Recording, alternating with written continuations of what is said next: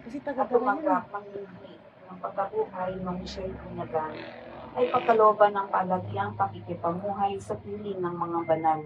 Manalangin tayo sa Panginoon. Ang kahiling. Upang pakundangan sa pagganap niya sa tungkuling iniatang sa kanya, araw, manalangin tayo sa Panginoon. Upang ang lahat ng malilay na may pag-asa sa muling pagkabuhay ay masilayan ng nilingning ito. ang aming kalinga.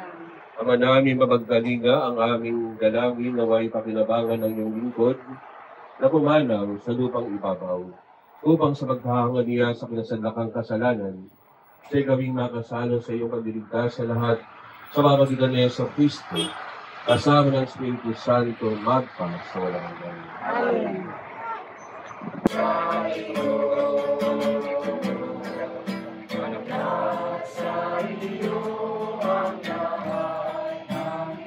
Ako ba sa puno? Sa bahay.